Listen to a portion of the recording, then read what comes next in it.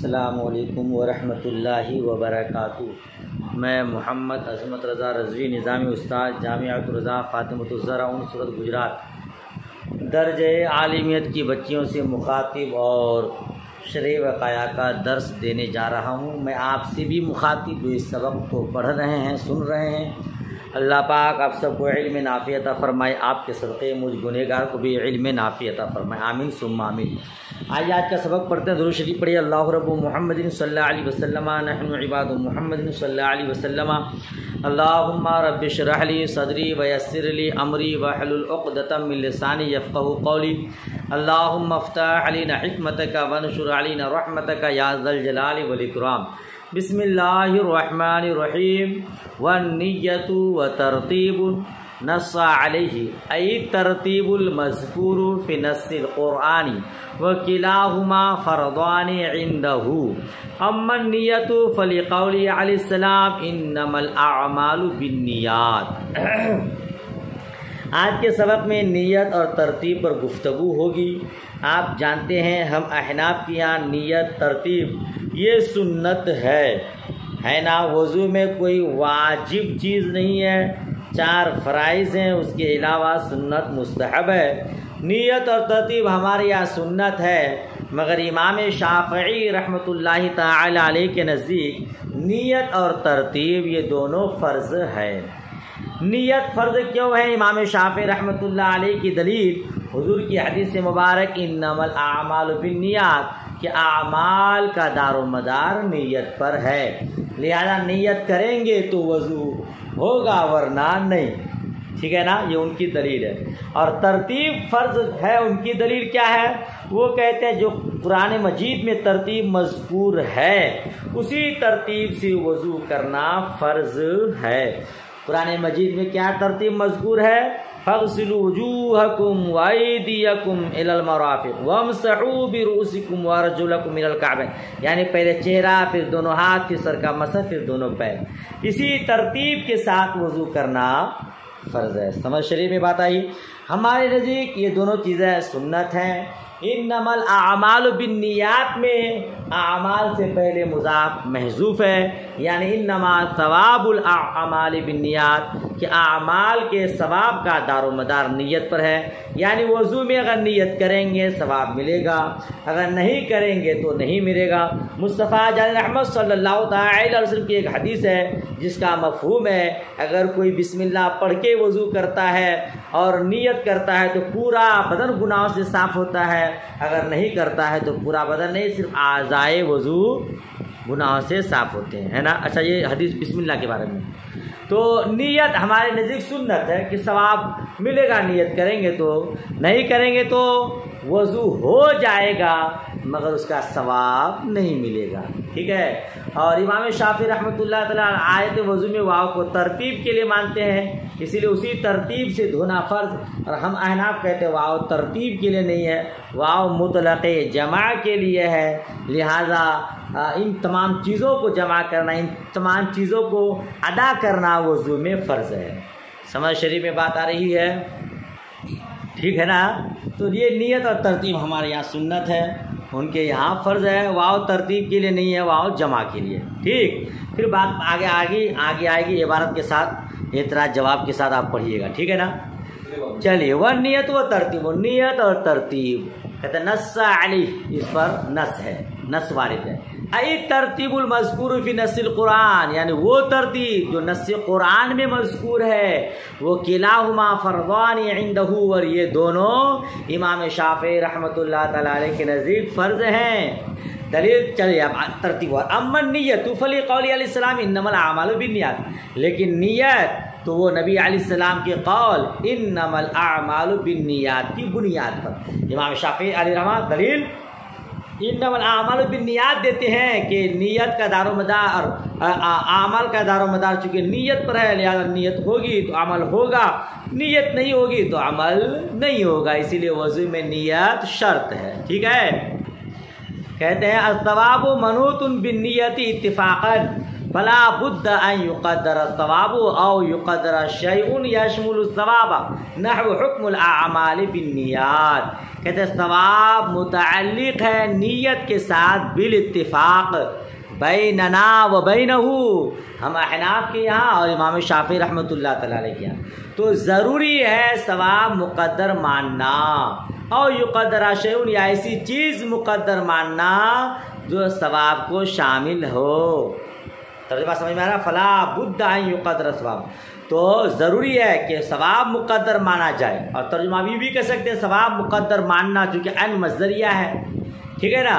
اور یقدر شیء یا ایسی چیز مقدر مانی جائے جو ثواب کو شامل ہو. وہ چیز کیا ہے؟ مثال دیا جیسے حکم الاعمال بالنیات، یعنی اعمال کے حکم کا مدار نیت پر ہے.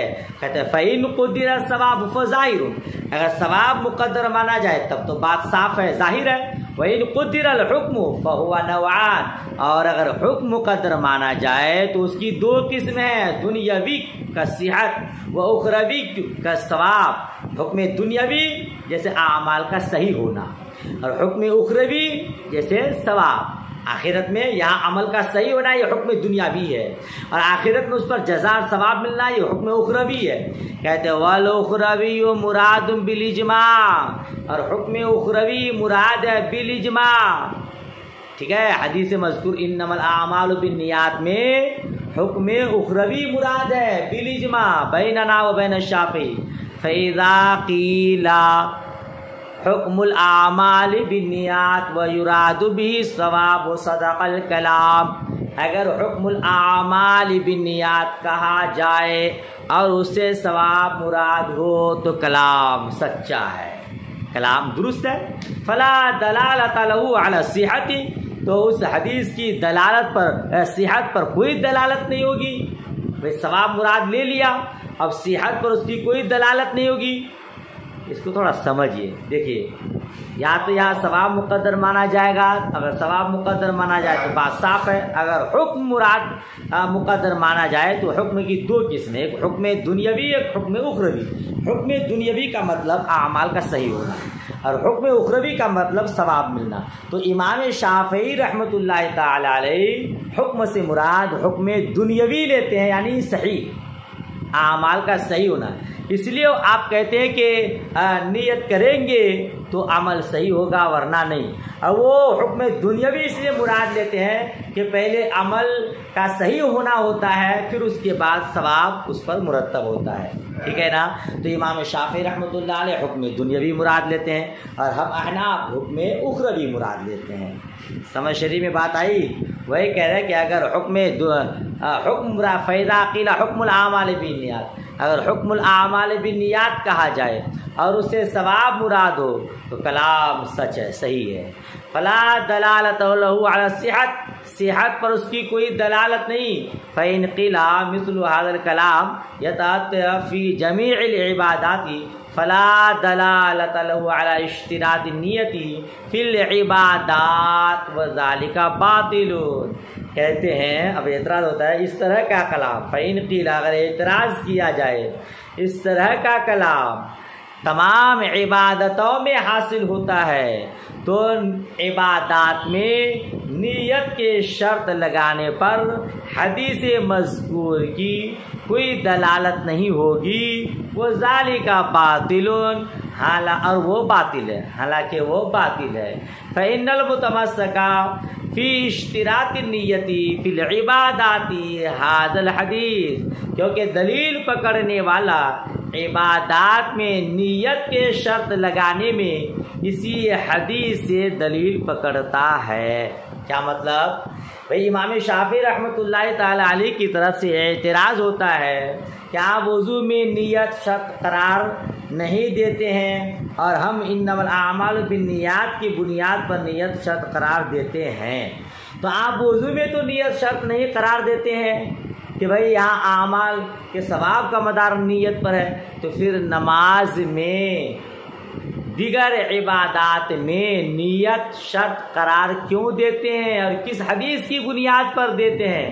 ظاہر سی بات ہے نماز میں جو نیت شرط ہے اس کی دلیل یہی حدیث مبارک انما الاعمال بالنیات۔ تو امام شافعی رحمۃ اللہ تعالی علیہ کی طرف سے اعتراض، آپ نماز میں نیت شرط قرار دیتے اسی حدیث کی بنیاد پر، اور پھر وضو میں نیت شرط قرار نہیں دیتے اس حدیث کی بنیاد پر، سمجھ رہے ہیں؟ تو اگر آپ کہیں گے کہ نیت شرط قرار نہیں ہے حالانکہ اسی حدیث سے آپ نیت شرط قرار دیتے ہیں تو عبارت درست نہیں ہوگی۔ اس عبادت کو سمجھے، اس طرح کا کلام تمام عبادتوں میں حاصل ہوتا ہے۔ تو اگر یہاں آپ نیت شرط قرار نہیں دیتے تو دیگر عبادتوں میں بھی نیت شرط قرار دینے پر اس حدیث سے دلیل نہیں پکڑنی چاہیے، حالانکہ آپ لوگ عبادات میں نیت کے شرط لگانے میں اسی حدیث سے دلیل پکڑتے ہیں۔ یہ اعتراض ہوگا احناف پر۔ تو جواب دیکھیے، صاحب شریف بقایا جواب دے رہا، قلنا، دیکھیے پہلے میں آپ کو بتا دوں عبادت کی دو قسمیں، ایک عبادت محضہ خالصہ اور ایک عبادت غیر مقصودہ، ایک عبادت مقصودہ ایک عبادت غیر مقصودہ۔ نماز، روزہ، حج، زکوٰۃ یہ عبادت مقصودہ ہے نا؟ تو نماز عبادت محضہ مقصودہ ہے، اس میں مقصد صرف ثواب کمانا ہوتا ہے، اور وضو یہ عبادت مقصودہ نہیں بلکہ عبادت غیر مقصودہ ہے۔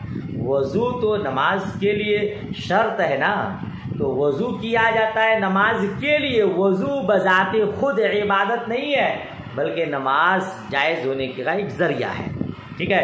تو عبادت مقصودہ میں کیونکہ ثواب ہی مقصد ہوتا ہے، اگر اس میں نیت نہیں کریں گے ثواب نہیں ملے گا تو وہ عبادت ہی نہیں رہے گی۔ لیکن وضو ہے کیونکہ وہ عبادت مقصودہ نہیں ہے، خالی ذریعہ بنانا ہے، اگر نیت نہیں کریں گے ثواب نہیں ملے گا، وہ عبادت نہیں ہوگی مگر ذریعہ تو بن جائے گا، ہے نا؟ تو عبادت مقصودہ میں ہم نیت شرط قرار دیتے ہیں، عبادت غیر مقصودہ میں نیت شرط قرار نہیں دیتے۔ اسی کو آگے بیان کریں، دیکھیے قلنا نقدر الثواب لكن المقصود في العبادات المحضة الثواب فإذا خلت عن المقصود، کہتے ہم ثواب مقدر مانتے ہیں لیکن مقصود عبادات محضہ میں ثواب ہے، تو جب مقصود سے خالی، تو عبادت مقصودہ سے مطلب ثواب ہی ہے، لہذا اگر نیت نہیں کریں گے ثواب نہیں ملے گا تو وہ عبادت ہی نہیں ہوگی۔ کیا کریں؟ جائے گا، ٹھیک ہے نا؟ وہی کہتے ہیں لا یکون لا صحت، تو اس کے لیے صحت صحیح نہیں ہوگی، لأنها لم تشرع الا مع کونها عبادتا، کیونکہ وہ عبادت ہو کر ہی مشروع ہے، وہ عبادت ہو کر ہی مشروع ہے، بخلاف الوضو، برخلاف وضو کے، اذ لیسا ہوا عبادت مقصودہ، کیونکہ وہ عبادت مقصودہ نہیں ہے، بل شرع شرطاً لجواز الصلاۃ، بلکہ وہ جواز صلاۃ کے لیے شرط ہو کر مشروع ہے۔ فاذا خلا عن الثواب انتفى كونه عبادتا لكن لا يلزم من هذا انتفاع صحته اذ لا يصدق عليه انه لم يشرع الا عبادتا فبقى صحته بمعنى انه مفتاح الصلاة كما في سائر الشرائط كتطهير الثوب والمكان وستر العورة فإنه لا تشترط النية في شيء منها۔ دیکھیے ترجمہ ایک طرح سے دیکھیے تو کہ اگر وہ ثواب سے خالی ہو جائے تو اس کے لیے صحت نہیں ہوگی، کیونکہ وہ عبادت ہو کر ہی مشروع ہے، برخلاف وضو کے، کیونکہ وہ عبادت مقصودہ نہیں ہے بلکہ جواز صلاۃ کے لیے شرط ہو کر مشروع ہے۔ تو جب وہ ثواب سے خالی ہو جائے تو اس کی کا عبادت ہونا منتفی ہوگا، لیکن اس انتفاع سے یہ لازم نہیں آئے گا، لیکن اس انتفاع سے اس کی صحت کا انتفاع لازم نہیں آئے گا، کیونکہ اس پر یہ صادق نہیں ہے کہ وہ عبادت ہو کر ہی مشروع ہے۔ تو وہ باقی رہے، اس کی صحت باقی رہے گی، اس معنی کر کہ وہ مفتاح الصلاح ہے، جیسا کہ تمام شرائط میں، جیسے کہ کپڑے کے پاک کرنے میں، جگہ کے پاک کرنے میں اور ستر عورت میں، فَإِنَّهُ لَا تُشْتَرَطُ النِّيَّةُ فِي شَيْءٍ مِنْهَا، کیونکہ ان میں سے کسی میں بھی نیت کی شرط نہیں لگائی جاتی ہے۔ اس کا پورا خلاصہ سنیے، وضو میں نیت شرط نہیں ہے اور نماز میں نیت شرط ہے، کیونکہ نماز عبادت مقصودہ ہے، وضو عبادت غیر مقصودہ ہے۔ عبادت مقصودہ میں ثواب کمانا ہی مقصد ہوتا ہے، اگر نیت نہیں کریں گے ثواب نہیں ملے گا تو وہ عبادت ہی نہیں ہوگی، ہے نا، کیونکہ عبادت میں ثواب کمانا مقصد، جب ثواب ہی نہیں تو وہ عبادت کس کام کی، وہ عبادت ہی نہیں۔ لیکن وضو عبادت غیر مقصود ہے، وہ مفتاح صلاح ہے، وہ نماز کی کنجی ہے، نماز کا ذریعہ ہے، نماز جائز ہونے کے لیے شرط ہے۔ اگر اس میں نیت نہیں کریں گے تو وہ عبادت نہیں کہلائے گا، لیکن جو مفتاح صلاح ہے، نماز کی کنجی ہے، نماز جائز ہونے کے لیے شرط ہے، وہ کام اس سے ہو جائے گا۔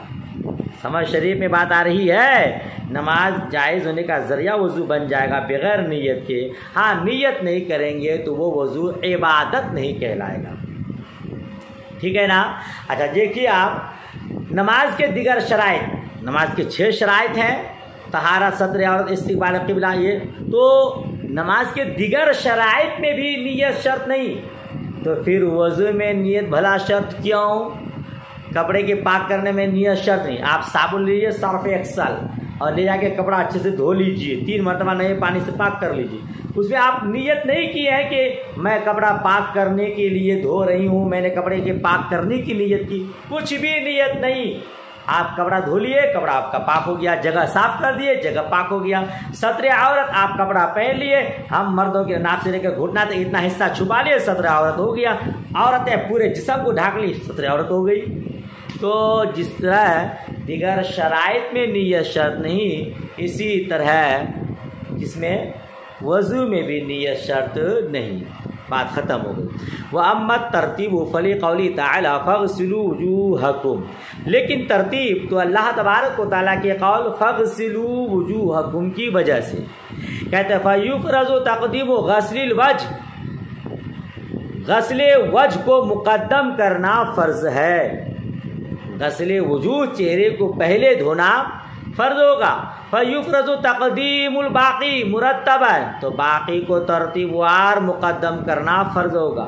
لِأَنَّ تَقْدِيمَ غَسْلِ الْوَجْهِ مَعَ عَدَمِ التَّرْتِيبِ فِي الْبَاقِي خِلَافِ الْإِجْمَاعِ، کیونکہ وجہ کی غسل وجہ کو مقدم کرنا باقی میں عدم ترتیب کے ساتھ خلاف اجماع ہے۔ جی نہیں سمجھے، آیت وضو میں پہلے چہرے کا ذکر ہے تو پہلے چہرہ دھونا فرض، شوافی کی دلیل، یعنی جب چہرے کا ذکر پہلے ہے اور چہرہ پہلے دھونا فرض، تو باقی میں بھی جس طرح کی ترتیب مذکور ہے، پہلے ہاتھ پھر سر کا مسح پھر پیر، تو اسی ترتیب سے دھونا فرض ہوگا، کیونکہ اگر چہرے کو پہلے دھونا فرض قرار دیں باقی میں نہ قرار دیں تو پھر خلاف اجماع لازم آئے گا۔ سمجھ رہے ہیں، یہ شوافی کی دلیل ہے۔ ہم احناف کی دلیل کیا ہے؟ قلنا المذکور بعدہ حرف الواو، ہم کہیں گے اس کے بعد حرف واو مذکور ہے۔ فاغسلوا وجوہکم وایدیکم واو ہے، وامسحوا برؤوسکم واو ہے، وارجلکم واو ہے، اس کے بعد حرف واو مذکور ہے۔ فالمراد فاغسلوا ھذا المجموع، تو مراد یہ کہ ان کے مجموعہ کو دھو، بھائی واو وہاں ترتیب کے لیے نہیں ہے، وہاں جہاں جمع کے لیے ہے، مطلب یہ کہ جن اعضاء کا یہاں ذکر ہے ان تمام کو وضو میں ادا کرو، دھو اپنے چہروں کو، دھو اپنے ہاتھوں کو، دھو اپنے پیروں کو، سر کا مسح کرو۔ فلا دلالۃ لہ علی تقدیم غسل الوجہ، تو غسل وجہ کی تقدیم پر کوئی دلالت نہیں، ٹھیک ہے۔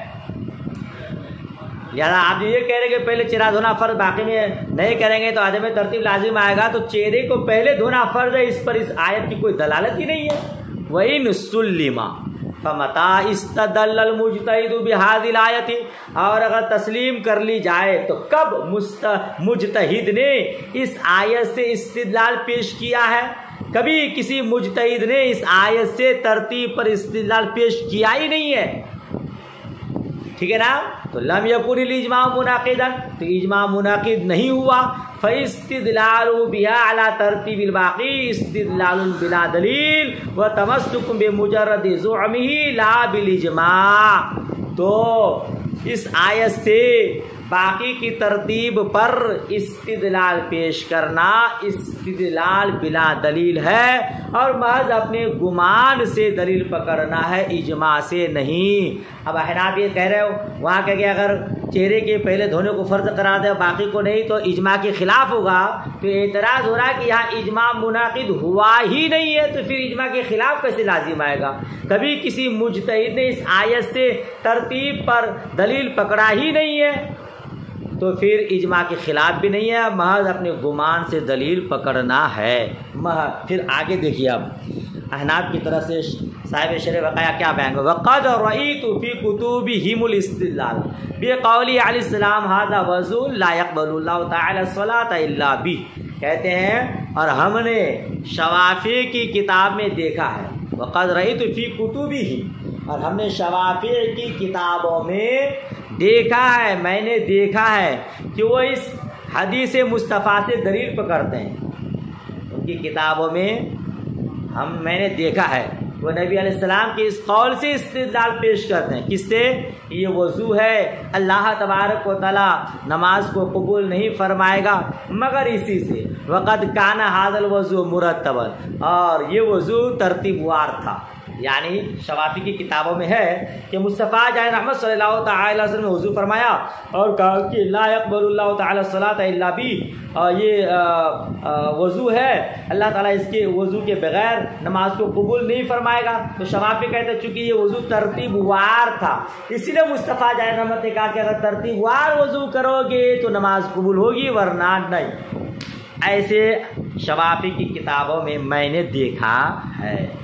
تو دیکھیے کیا کہتے ہیں، فیفرض الترتیب، تو ترتیب فرض ہوگی. وقد سنح لی جواب حسن، سنح کا معنی ظاہرا، میرے لیے خوبصورت سا جواب ظاہر ہو گیا.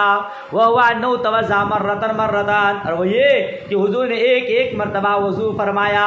وقال ھذا وضوء لا يقبل اللہ تعالی الصلاۃ الا بہ، اور مصطفیٰ جان نے ارشاد فرمایا یہ وضو ہے، اللہ تبارک و تعالی نماز قبول نہیں فرمائے گا مگر اس سے.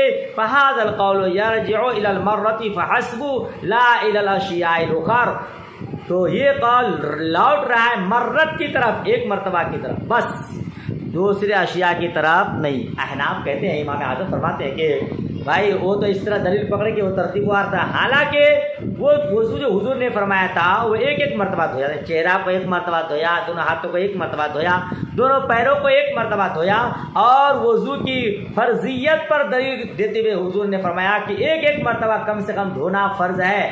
لہذا اس طرح اگر کوئی وضو کرتا ہے تو نماز قبول ہوگی. اگر ایک مرتبہ بھی کسی عضو کو نہیں دھویا تو اس نے فرض ادا ہی نہیں کیا، نماز قبول نہیں ہوگی. تو یہ ایک ایک مرتبہ اعضاء کو دھونے کے بعد حضور نے فرمایا تھا کہ اس طرح وضو کرے گا تو نماز قبول ہوگی ورنہ نہیں. دوسرے اشیاء کی طرف یہ قول نہیں لوٹتا. کیوں؟ کیونکہ اگر دوسرے اشیاء کی طرف لوٹے تو جس طرح سرکار نے کیا تھا ان تمام چیزوں کو فرض قرار دینا ہوگا. دیکھیے آگے کہتے ہیں لِأَنَّ هَذَا الْوُضُوءَ لَا يَخْلُو إِمَّا يَكُونَ ابْتِدَاءٌ مِنَ الْيَمِينِ أَوِ الْيَسَارِ، کیونکہ یہ وضو خالی نہیں ہے دو صورت سے، یا تو اس کی ابتدا داہنے جانب سے یا بائیں جانب سے، وَأَيْضًا إِمَّا يَكُونَ عَلَى سَبِيلِ الْمَوَالَاةِ أَوْ عَدَمِهَا، اور نیز یا تو یہ وضو موالات کے طور پر ہوگا یا عدم موالات کے طور پر. فقول علیہ السلام هَذَا وَضُوءٌ لَا يَقْبَلُ اللَّهُ تَعَالَى الصَّلَاةَ إِلَّا صافی، تو نبی علیہ السلام کا قول کی یہ وضو ہے، اس کے بغیر اللہ تعالیٰ نماز قبول نہیں فرمائے گا۔ تو اب ان تمام چیزوں کو فرض قرار دینا ہوگا۔ اگر دائیں جانب سے کیے ہیں تو دائیں جانب کو فرض قرار دینا ہوگا، اگر بائیں جانب سے کیے ہیں تو بائیں جانب کو فرض قرار دینا ہوگا، اگر موالات کے طور پر کیے ہیں تو اس کو فرض قرار دینا ہوگا، عدم موالات کے طور پر کیے ہیں تو اس کو فرض قرار دینا ہوگا۔ اب ان تمام چیزوں کا آپ فرض قرار نہ دیں، صرف ترتیب کو فرض قرار دیں، تو یہ کہاں کا انصاف ہوگا؟ لہذا ماننا ہوگا کہ وضو ایک ایک مرتبہ دھونے کے بعد حضور نے فرمایا تھا کہ اس طرح کوئی وضو کرے گا تو نماز قبول ہوگی، ورنہ نہیں، کیونکہ ایک ایک مرتبہ دھونا کم سے کم یہ فرض ہے۔ وہی فرما رہے آگے، ان ارید بہ ھذا الوضوء بجمیع اوصافہ، اگر مراد لیا جائے اس وضو سے تمام اوصاف کے ساتھ، یلزم فرضیت الموالات او ضدھا، تو موالات کی فرضیت لازم آئے گی یا اس کی ضد کی، اب تیامن اب ضدی، یا تو تیامن فرض ہوگی یا اس کا ضد۔ وَإِن لَّمْ يُرَدْ بِجَمِيعِ أَوْصَافِهِ، اور اگر تمام اوصاف کے ساتھ مراد نہیں ہے تو لا يدل على فرضیت الترتیب، تو ترتیب کی فرضیت پر اس قول کی کوئی دلالت نہیں۔ خلاصہ یہ، یا تو سب کو آپ فرض قرار دیجئے یا پھر کسی کو فرض نہیں قرار دیجئے، لہذا کوئی چیز فرض نہیں، بس ایک ایک مرتبہ دھونا کم سے کم فرض ہے۔ بات سمجھ شریف میں آ گئی۔ والولاء اے غسل الاعضاء علی سبیل التعاقب، یعنی اعضاء کو پے در پے دھونا، بحیث لا یجف العضو الاول، اس طور پر کہ پہلا عضو خشک نہ ہو پائے۔ وعند مالک ہوا فرض، اور امام مالک رحمۃ اللہ تعالی علیہ کے نزدیک فرض ہے۔ والدلیل علی کون الامور المذکورۃ سنۃ مواظبۃ للنبی علیہ السلام من غیر دلیل علی فرضیتها، اور ان امور مذکورہ کے سنت پر دلیل، ان امور مذکورہ کے سنت ہونے پر دلیل نبی علیہ السلام کی مواظبت ہے، اس کی فرضیت پر دلیل کے بغیر، یعنی حضور نبی مکرم صلی اللہ تعالی علیہ وسلم نے ہمیشہ ان کاموں کو انجام دیا، لہذا یہ سب کیا ہے؟ سنت ہے، بغیر دلیل کے۔ فرضیت پر کوئی دلیل بھی نہیں ہے۔ اگر مصطفیٰ جانب اس کو کرتے اور ساتھ میں فرضیت پر کوئی دلیل پیش کرتے تو کیا ہوتا ہے؟ یہ فرض قرار دیا جاتا، یعنی یہ ہوتا ہے کہ حضور نے جس کو ہمیشہ کیا وہ بھی کبھی فرض ہوتا ہے، مگر کب ہوتا ہے؟ جب اس سے انکار کرے۔ یہاں ہمیشہ مصطفیٰ جانب رحمت نے کیا اور اس پر انکار نہیں کیا، سمجھ رہے ہیں؟ لہذا حضور علیہ السلام کی ہمیشہ کرنے کی وجہ سے یہ ساری چیزیں وضو میں سنت ہے، فرض نہیں۔ بات ختم ہو گئی۔ چلیے آج کا سبق یہیں رہنے دیتے ہیں، آگے پڑھاؤں گا تو پھر آگے سبق چلا جائے گا۔ کتنی کو یاد کیجئے اور جہاں سمجھ میں نہ آئے پوچھیے گا۔ دعائے خیر میں یاد۔ اللہ حافظ، خدا حافظ۔